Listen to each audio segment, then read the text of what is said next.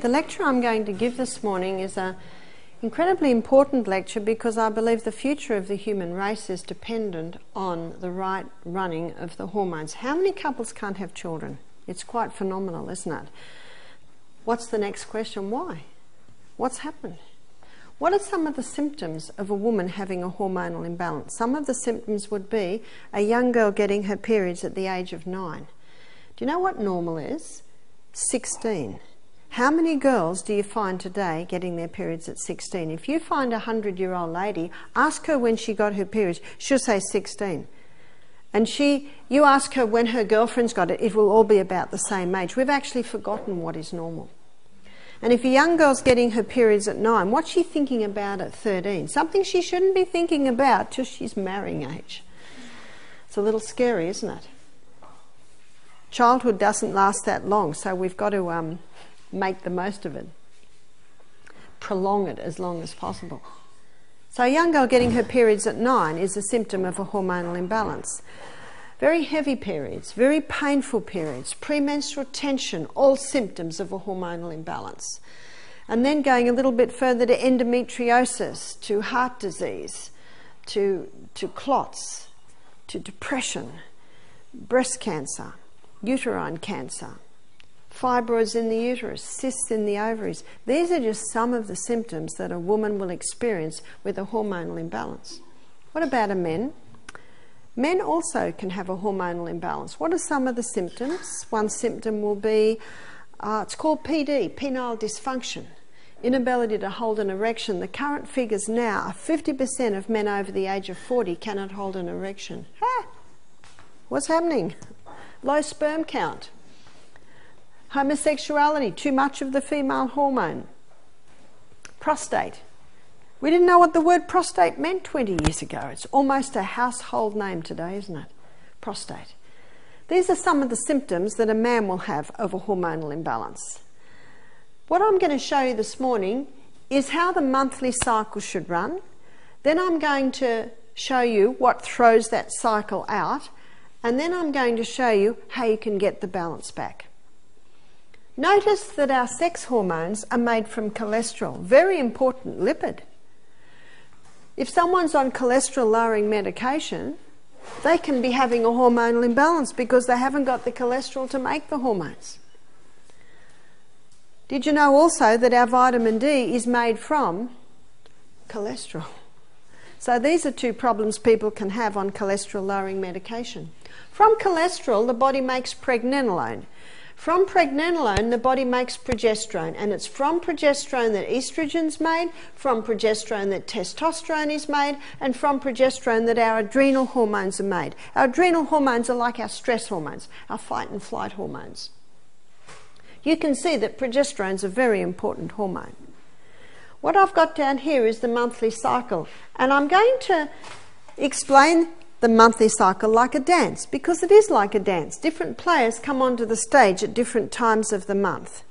In this dance, progesterone will be one of the star players, and progesterone will be wearing a green dress, and progesterone's nickname is Happy Hormone. I don't know of anyone who doesn't want heaps of that. Do you remember what they said of Patch Adams? One of his problems was he had excessive happiness. Estrogen. Estrogen is going to be wearing a red dress, and estrogen's role in the human body is that of a cell proliferator. Cell proliferator basically means causes massive cell growth. It is estrogen that levels are high when a young girl is beginning to develop into a woman. So estrogen's very important, but estrogen is like fire and water, good slave, bad master. Don't we love fires in the cold weather? But we saw what fires did in Marysville, and don't we love water? We can't live without water, but on the news at the moment, they're evacuating thousands from Queensland because of the floods. And estrogen is like that. It's like carbohydrates. Carbohydrates aren't bad, but out of control they are. Estrogen's not bad, but when the estrogen levels go too high, that's when problems arise. Let's have a look at this dance. Let's have a look at the monthly cycle. Day 1 is the day that a woman begins to menstruate. Day 1 of the cycle, progesterone levels are low. So progesterone is backstage, so to speak. Day 1 of the cycle, estrogen levels are low. But by day 7, estrogen levels are rising up until day 11, where estrogen is now the star player in the dance. Let's go to the stage where the dance is being played out, which is the reproductive organs of a woman's body. This is the uterus, these are the fallopian tubes, they're the ovaries, that's the cervix, and this is the birth canal or the vagina. Let's have a look at what estrogen is doing this time of the month. Estrogen, with being a cell proliferator, is causing massive cell growth in the lining of the uterus, causing the blood nest to develop, for the possibility of a little egg and sperm might meet and it will nourish. Estrogen is also causing massive cell growth in the ovaries to cause an egg to develop. Estrogen is also causing massive cell growth in the glands that feed the birth canal, releasing a lubricant. By day 14, a fully developed egg bursts forth from the ovaries. The little fingers on the end of the fallopian tube pull the egg up into the tubes, and the tubes are ever moving, ever pushing that egg upwards. There is no need for estrogen anymore, and estrogen's been given the message, you can go backstage now. Your dance has finished. The little hole where the egg bursts forth develops a blister, and that blister is called the corpus luteum. I'm drawing it in green because it is the main site of progesterone production in a woman's body. Can you see how important it is for a woman to ovulate? Because when she ovulates, her corpus luteum's developed, and when it's developed, it is the main site of progesterone, happy hormone production in a woman's body. What other effect does progesterone have? Because by day 14, with the production of corpus luteum, or the development of corpus luteum, progesterone levels rise. So progesterone is now the main player in the dance. Progesterone has a ripening effect on the lining of the uterus. I liken progesterone to the plasterers and the painters, putting the finishing touches on the blood nest. Progesterone also increases a woman's mood, being the happy hormone, to the point of increasing her sexual desire at this time of the month. But progesterone also has an effect on the cervix. Let's magnify the cervix and I'll show you what's happening. The cervix usually looks like this, with its two lips and a mucus plug. Under the effect of progesterone at this time of the month, the mucus plug goes, the lips come up a little bit tighter, but not only that, a special form of lubricant is released around the cervix. This lubricant is specifically designed to facilitate the entry of sperm up and into the uterus. So you can see the stage is set for the entry of man. Let's say man enters. What happens? Did you know that between 200 and 500 million sperm are released with one ejaculation? And some of the time half comes out, which means you're left with about half of that amount. If the sperm meet this cervix, they have a fair bit of trouble getting in. If the sperm meet this cervix, as soon as they hit that special lubricant, it almost grabs them and shoots them up into the uterus. And they've got a long journey. And some of them go down the wrong road, and some of them go down the right road. The ones that go down the wrong area, they basically die and get absorbed and taken away through the bloodstream. The ones that go down the right road connect with the egg. I saw a photograph one day of 15 sperm all trying to gain entry into an egg, but only one does. A girl said to me one day, "Oh no, with me two did. My sister and I shared the placenta." But the majority of time, one sperm gains entry into the egg. As soon as that sperm gains entry into the egg and the cells divide, with that division to produce the first 2 cells, did you know that the DNA is perfectly intact for the production of a new human being? Isn't that amazing? All the information in those first 2 cells of a new human being. Quite amazing. But the fallopian tube is ever pushing, so that little union travels down and eventually settles into the lining of the uterus. I was reading a book recently about this, and it was saying how at a certain stage those epithelial cells, they weaken a little bit so that that union can get in, and they shoot out 2 things like hockey straps, connect and pull themselves in. It's just fascinating what science can tell us about this. Isn't it a miracle that you and I are here when you have a look at everything that must be in place for a new human being? What happens if those cells connect and begin to divide to make a new human being, or pregnancy begins? Progesterone levels soar 200%. I've had ladies say to me, it was the best time of my life. I said, Jess, your progesterone levels were very high. I was pregnant or breastfeeding non-stop for 14 years. I breastfed 3 months into every pregnancy. Some people go, oh, you poor thing. I say, no, it was wonderful. I did love it. Progesterone levels must have been nice and high. That helps. By the way, what would be the reason for postnatal depression? It would be a lack of progesterone. It actually can be that simple. And we'll look at that a little bit more in a minute. But let's say the connection did not happen. By day 26, progesterone levels are dropping. By day 26, estrogen levels too are dropping right down. So progesterone and estrogen now are going backstage.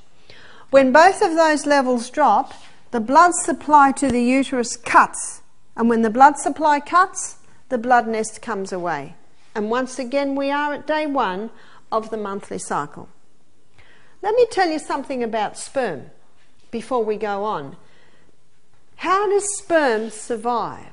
Because it is an alien to woman's body. Well, when sperm goes through the prostate gland of a man, it takes on an immune suppressant property. So that when sperm goes into a woman's immune system rises to attack. The immune suppressant property of sperm knocks her immune system back and survives. But did you know that woman's body has memory? And every time her husband enters her, the immune system rises and goes, oh, it's okay, it's husband. We'll just stand back. But can you see how dangerous it can be when a woman has multiple partners? It can really knock back her immune system. What about a pap smear? A pap smear is a little graze or a nip taken out of the cervix to test for abnormal cells. Let's say a woman has a pap smear. That night she is intimate with her husband. The team that has come to the aid and to heal that little scrape, when sperm enters, they basically have to stand back because they cannot function in the presence of sperm because of the immune suppressant property.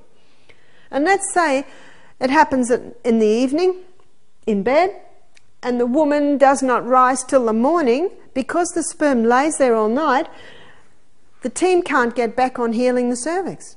Now let's say she's not till the morning. Let's say she's a very sexually active woman. It's happening 2 nights out of 3. 6 months later, she has a pap smear, and they just happen to take it on the same area, abnormal cells. What caused the abnormal cells? The first pap smear that was never able to heal. A woman should be told that for 4 weeks after a pap smear not to allow sperm to enter her. Would it take 4 weeks to heal? Not in a healthy woman. But there are some women who don't walk, who don't eat natural food, who don't drink their water, who are having too much coffee, too much wine, too many cigarettes. It would take 4 weeks in that woman. So 4 weeks is said basically to cover women whose bodies aren't functioning effectively. One lady said, my husband couldn't wait 4 weeks. I said, well, he has to wear a condom or use withdrawal method. The sperm must never enter it to allow that wound to heal. That's how the monthly cycle should run. But in many people, it is not running like that. Why? Newton's third law of motion states that to every action there is an equal and an opposite reaction. What has happened? That this cycle is being disrupted. Number one, let's make a list of what is causing a disruption of this cycle. The proverb goes even so far as to say the curse causeless shall not come. In other words, no problem happens without a cause. Well, it happened in 1957. It began in 1957. Women wanted to be able to have sex without falling pregnant, and so the contraceptive pill was introduced to women. Men and women are and will continue to pay a very high price for this so-called sexual freedom. What is the pill? The pharmaceutical companies grow acres and acres of Mexican wild yam. From Mexican wild yam, they can extract a phytochemical called diosgenin, and in a laboratory, diosgenin can be converted to progesterone. It's called progesterone because it has an identical molecular structure to the progesterone that is made in a woman's body. But they can't patent that. You can only patent something new. That's why the pharmaceutical companies can't patent sodium bicarb, yeah? It's just a naturally occurring substance. So they add a few more atoms to one area and come up with a synthetic estrogen. A few more atoms are added to another area and synthetic progesterone is created. These synthetic hormones are what is in the pill, and when those synthetic hormones are fed into the biochemical pathway that your body uses to make its own hormones, it causes a slight disruption, and that's what they want. And the body thinks, what's this disruption? Must be pregnant. So the body stops releasing the egg, and the woman doesn't fall pregnant. And if the woman stops releasing an egg, what's not made? Corpus luteum is not made. Month after month on the pill, what's happening now is, you see, progesterone's your number one hormone, estrogen number two. Month after month on the pill, what's happening to progesterone? No ovulation, no corpus luteum made, no progesterone. Month after month on the pill with its synthetic estrogen, what's happening to estrogen? Good slave, bad master is now the master. And it is this situation called progesterone deficiency, estrogen dominance, that is causing all the problems that we are seeing. What does the cycle look like now? Estrogen's far too high, progesterone is far too low. And what does the woman feel like 1 week before her monthly cycle? Watch out, she'll bite your head off. It's called premenstrual tension. The part of time of the month where the progesterone should be high is not there. I said to one lady, do you have premenstrual tension? She said, no, I just hate my husband for a week every month. She's got it. How many women think it's normal and how many men think it's normal? I've got some good news today. It's not normal.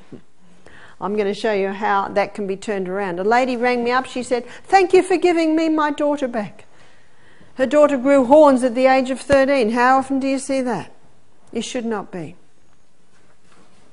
And how many women? See, I'm a baby boomer. I was in my 20s in the 70s. Every girl I knew was on the pill.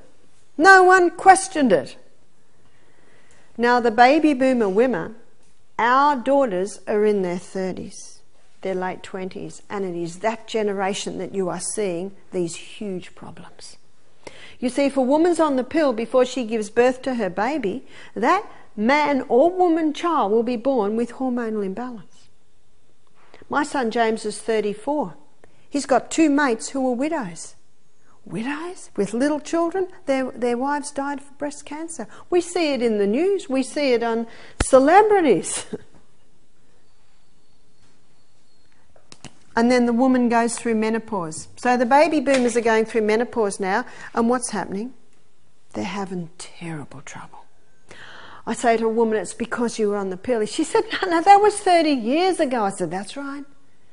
The cycle was thrown out then, the levels were thrown out then, and unless something happens to tip them back, that's where they stay. And so the doctor puts the woman on hormone replacement therapy. And the hot flushes go away. What are the hot flushes? Too much estrogen. Estrogen causes capillary dilation and all the blood rushes to the skin and the woman's hot. The husband knows because that's when all the blankets get thrown off, and then 5 minutes later they're back on again. Some women with high estrogen get migraines at period time. That's capillary dilation in the head.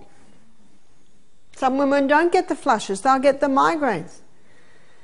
But I tell you what's almost across board in women in their 50s today is depression.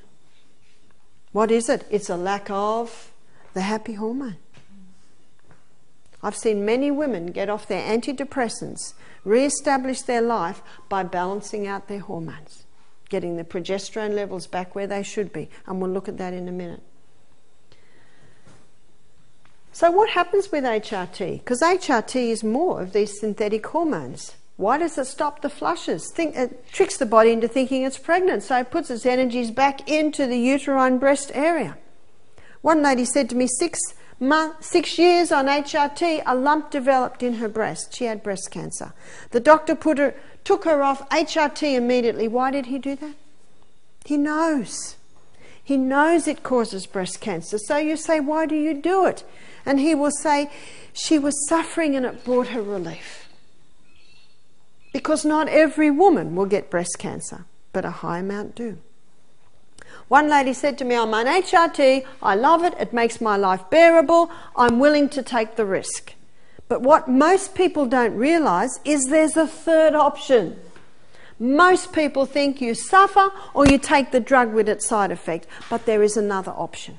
And because the pharmaceutical company cannot patent progesterone, then most doctors are unaware of it.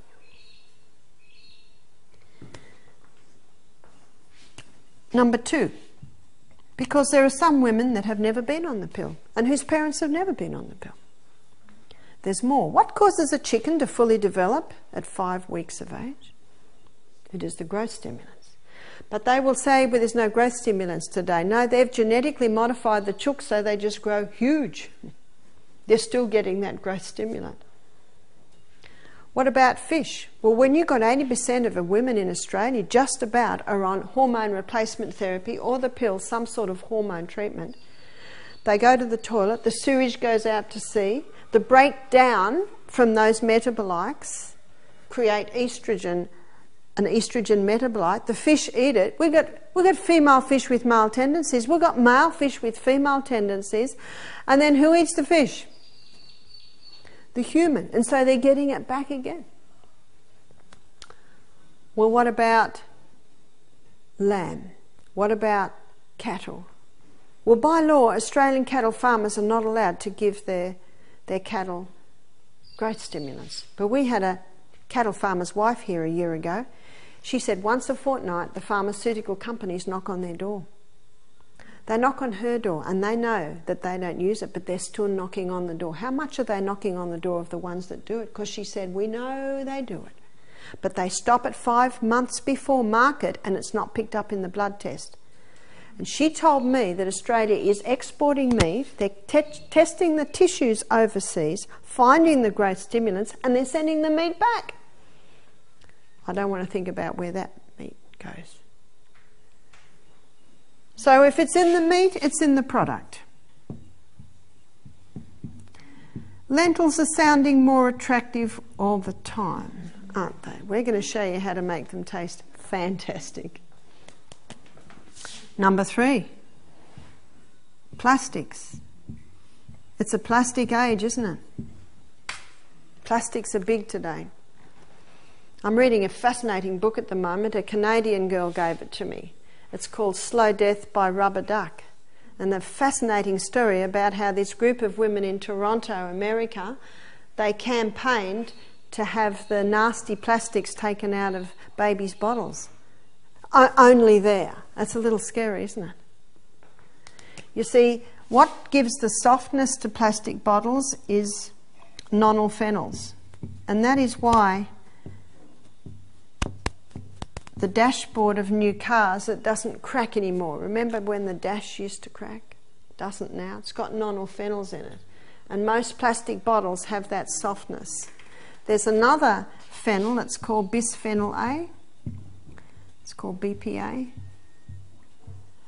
And that's the one that you'll find lining the tins, lining plastic tins. Estrogen has a phenyl ring. Nonyl phenols and bisphenyl A all have the phenyl ring. And that phenyl is the key that unlocks the door into the estrogen receptor site on the cell.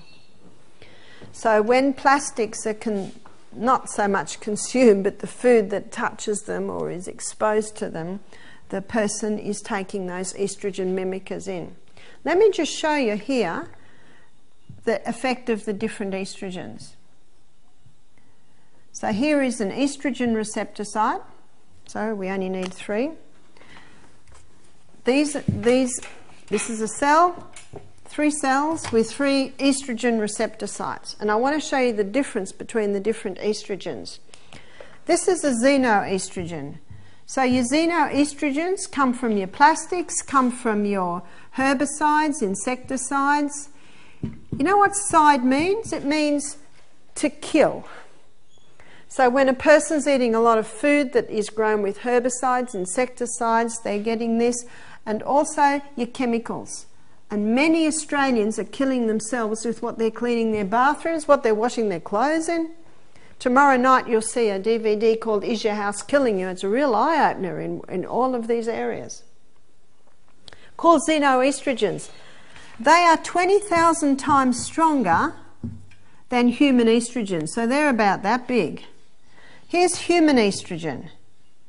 And human estrogen, it just sits like this in the receptor site, and it's 20,000 times stronger than plant estrogen or phytoestrogen. Phyto means plant. Where do you get your plant estrogens? In your greens, your red clovers, your soy. So how big is it? It's only a little slip of a thing that just sits into the receptor site like that. Now when xenoestrogen comes in, which is actually 400,000 times stronger than the plant, it doesn't knock, it's got the key. It's got the key in these phenols, and it just comes in whether you need it or not.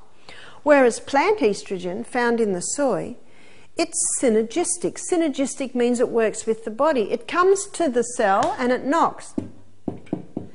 Excuse me, can I come in? Cell says, please don't, we've got enough. Phytoestrogen says, well, I'll just sit at the door. And as a result, it protects against these guys. But if it knocks on the door and says, can I come in?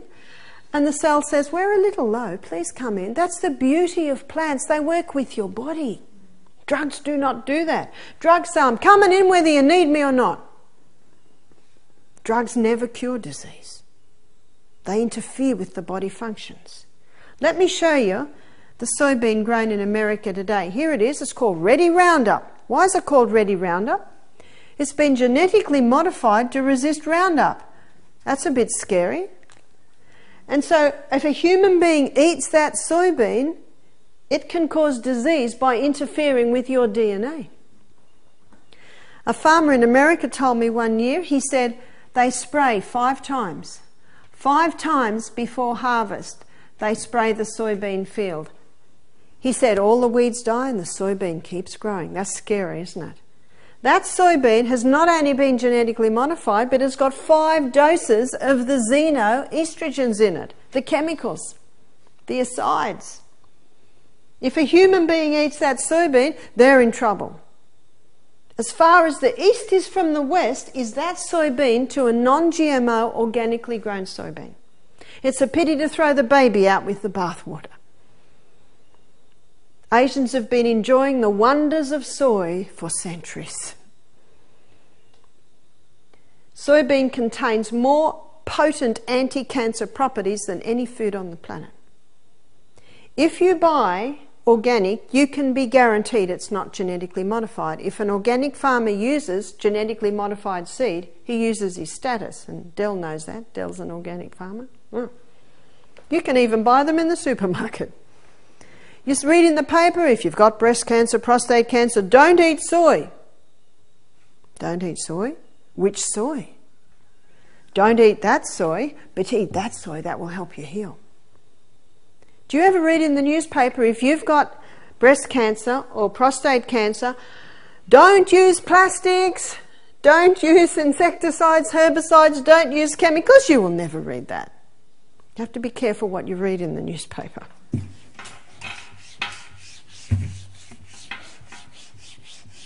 A friend of mine did a thesis on soy. When people ask her the soy question now, she says it's as simple as this. I say to them, God made soybean good, man mucked it up, end of question. So you can see when people are having the hormonal imbalance, it could be one of these, it could be two, it could be three. In every case, I find there are different threads that are coming together to create the situation. Get the chemicals out of the home. They're dangerous. Have a chemical-free home. You'll be the winner. If the human body was designed to heal itself, then all we have to do is give it the right conditions and the balance will come back. And that is absolutely true with the hormones. So that's why I've entitled this To Return the Balance. It's actually quite easy. Number one, you've got to turn the tap off. Eliminate everything that could be causing this. Eliminate the pill. Well, how are we going to stop having babies cropping up everywhere? Well, there are natural methods of birth control. My daughter Jessica mastered the natural methods of birth control so that her and her husband Matt had a great 4 years together before the little darling ones appeared. Because if there is a relationship's not established, those little ones can almost make or break a marriage.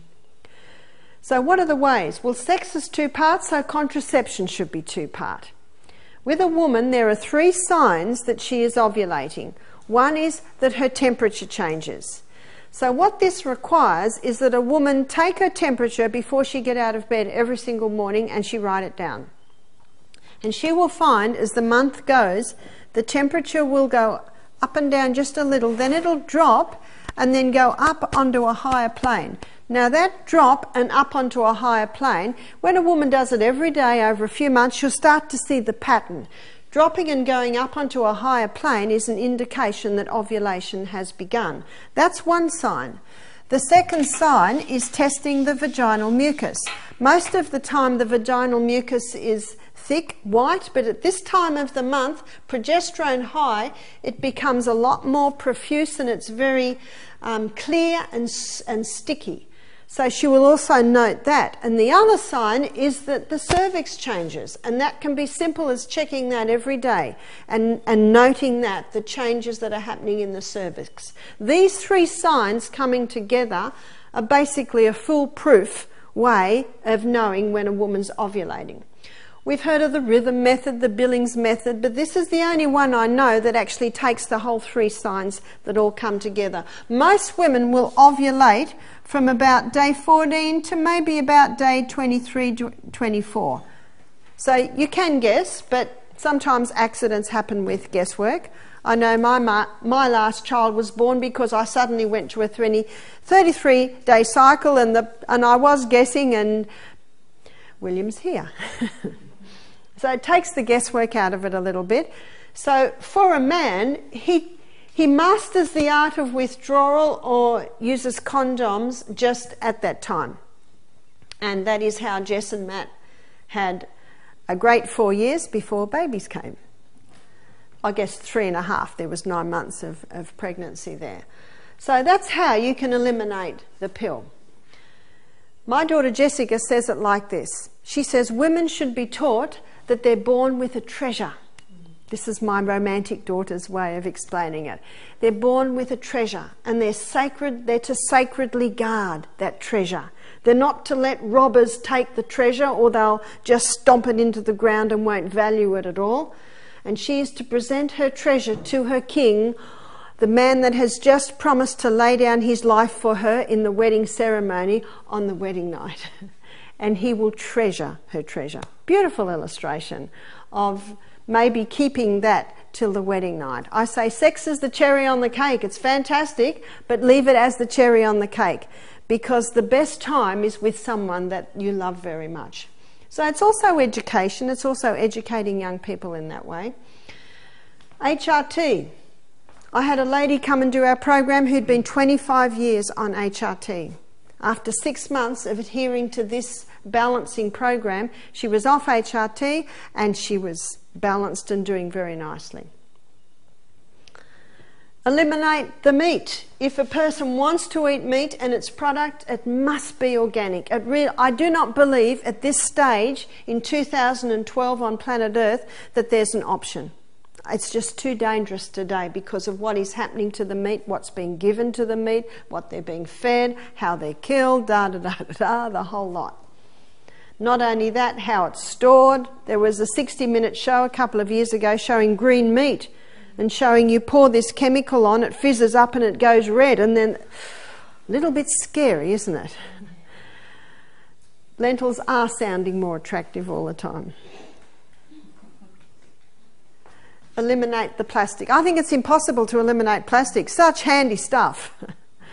But just become aware of your safer plastic, your plastics that doesn't have the nonyl phenols in them. The harder plastic usually doesn't have the nonyl phenols in it. You've got to read your labels, go to glass, even go to the second-hand shop. They've always got a huge box of big glass jars right up the back. You can also get Pyrex containers with Tupperware lids. The problem is when the plastic's heated. So if you've got a hot leftover stew in your little Pyrex, put a little china plate on top till it cools and then maybe put your plastic lid on top. You can pay 10 cents in Target and get a starch plastic bag. When I was in Samoa a few years ago, all their plastic bags are biodegradable. I thought, well, if Samoa can do it, why can't we? But that was 8 years ago, and there's a lot more biodegradable plastic happening today. So just be very mindful of that.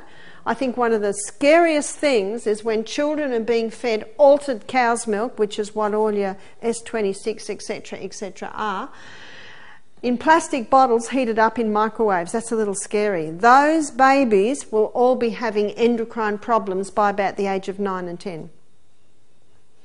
That's why education is powerful. And it was exciting reading in Toronto, all these ladies with their little prams and slings making this protest against the phenols in the babies' plastic bottles. And it was basically, and they're not there now. It's just often getting someone who'll actually pull all that together, isn't it? And they always make a decision quickly when the babies are crying and running under the table and let's get this over and done with. Side means kill, go organic. The more people in Australia that demand organic, the more organic there will be. Where's your dollar going? Be very careful whose pocket your dollar goes in. I'm fussy on where my dollar goes. I'm not interested in supporting the multinationals. Go for your organics, because as I said, the more people that demand them, the more they will be. And get a fork. And log into the Lost Seed on the internet. It's a fantastic non-hybrid, non-GMO group of seeds from a friend of mine in Tasmania named Karen Martin. And I have never had such a strike rate with these seeds, 99.9% strike rate with the Lost Seed. And with every packet you get, she'll give you the whole history of where this lettuce came from or where this... And it's beautiful food. Chemicals, get the chemicals out of your home. Do you know, you can save so much money. All you need to do at the supermarket is buy a 2-litre bottle of white vinegar and a packet of sodium bicarb. They're about $2.50. Oh, and a little thing of gumption. That's about all you need. We had a green cleaner do our program. She said, I use 3 products, sodium bicarb, vinegar and Enyo cloths. You know, the microfiber cloths? So that's all she uses. Well, what do you use for antibacterial? We don't need antibacteria unless we've got bacteria. And it's only there if the house is not clean. Most people are killing themselves with these antibacterial. How many bugs are in the hospitals today are immune to all the antibacterials? They're actually just not doing it. Do you know Florence Nightingale had no antibacterial? She just cleaned it up. Number 2. Your liver has the ability to detoxify you from excess estrogen. So part of getting the balance back is getting rid of the excess estrogen. Your liver takes estrogen down one of two pathways. One pathway is the hydroxy 2 pathway. The other pathway is the hydroxy 16 pathway. Now, if the estrogen goes down the hydroxy 2 pathway, it is taken out of the body. If it goes down the hydroxy 16 pathway, it comes back into the body 100 times more toxic. Let's call it highway 2 and highway 16. We don't want highway 16. When I memorise things, I use little keys. 16's complicated. We don't want the complicated one. You want the highway 2. So what I'm going to do now is give you a list of herbs and foods and vitamins that will encourage highway 2 and discourage highway 16. Cabbage. The cabbage family contain indoles. And indoles are phytochemicals that stimulate highway 2 and discourage highway 16. So that's your broccoli, your cabbage, your Brussels sprout, your cauliflower, and your organics have a far higher content of the indoles.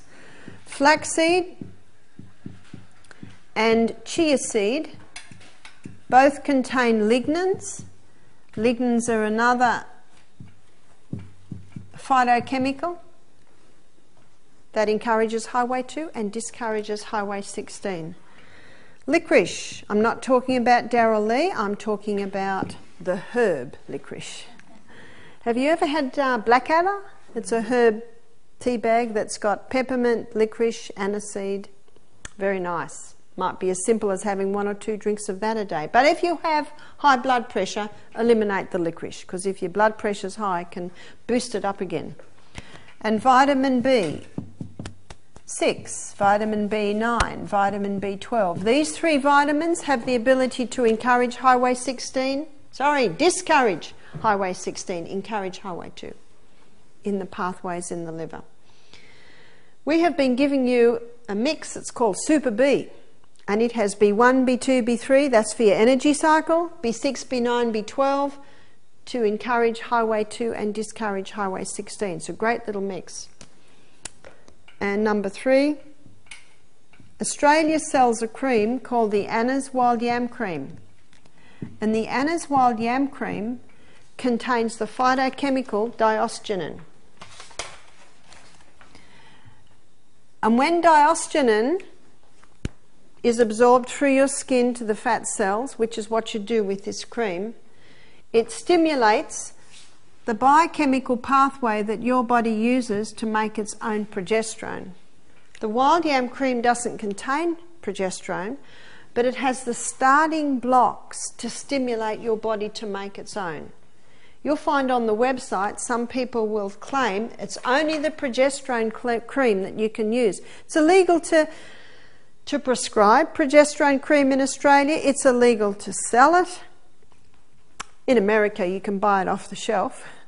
But when I go to America every year, I meet women who've been on this progesterone cream for a couple of years and it's not doing it. That's because if you put something into the body that the body makes, the body gets lazy. It says, I don't have to make this anymore. There's enough coming in. So the Anna's Wild Yam Cream is actually superior because it stimulates this pathway that your body uses to make its own. The Anna's Wild Yam Cream needs to be applied by a woman twice a day, every morning and every night. So the easiest thing is to put it next to the bed. Wake up, there it is, put it on. Before you go to bed, see it again, put it on. And women will apply approximately 1/3 of a teaspoon. It's a good idea, the first time you do it, to get a teaspoon, level it off, take 1/3 out, have a look, and then you've got some idea what to be doing every morning and every night. Where is it applied? To the tender parts of the body.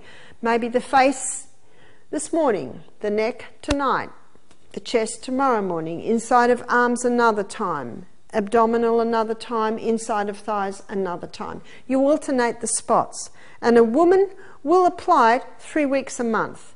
If a woman is menstruating, she applies it for the 3 weeks that she is not menstruating. So you will see the 3 weeks she applies it is the time that the progesterone is naturally high. If a woman has finished menstruation, she just chooses 1 week a month where she does not apply it. Some women find it much easier to eliminate the first or the last week of the month when they apply it. How long would a woman need to be on it?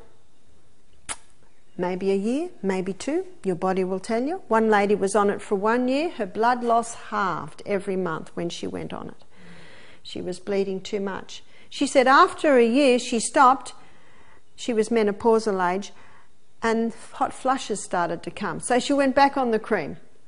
She tried another 6 months later and the flushes didn't appear. Can you see that? If you stop it, the symptoms return. What's the body saying? A little bit longer, please. One lady said to me, I've been on it 6 years, is that a problem? I said, no. There's no known toxic dose of progesterone. There's certainly a toxic dose of estrogen. I don't think I've met anyone that's too happy. Yeah, can you get that? So basically you're the doctor there as to how much that you need. I was talking to one girl, she said every month her breasts almost double in size. She went on the Anna's Wild Yam Cream and in 1 month that was easing right down. I can't predict how long it will take. For some people it might take 2 months before they see symptoms subsiding. For some people they see symptoms subsiding within a couple of weeks. Even though it may take a couple of years for the balance to get back, the symptoms can start to be relieved actually quite quickly. How old does one have to be? When I was in the Bronx in 2004, I put a 9-year-old girl on it. Why a 9-year-old girl? She had breasts and she was menstruating at 9. That's a symptom of the hormonal imbalance. I met a woman in her 90s who was on it. Why was she on it? Well, she had osteoporosis and progesterone stimulates bone building cells. So if you're between 9 and 90, you're eligible. What about men? Because men are not cyclic, they apply the cream once a day and they don't have a break. So they would apply it maybe every morning like aftershave. You see, progesterone is the precursor for estrogen and testosterone. So whether you be man or woman, it's progesterone that needs to be stimulated, which will bring the balance. One man was scared to put the cream on his wife or touch her because he thought he might become feminine. No. It's progesterone that's stimulated, which balances the estrogen and testosterone. You don't need to know if it's high or low. Just take the wild yam cream, it'll stimulate the progesterone and it'll bring the balance. What if you take the Anna's Wild Yam Cream and there's not a problem? No problem at all.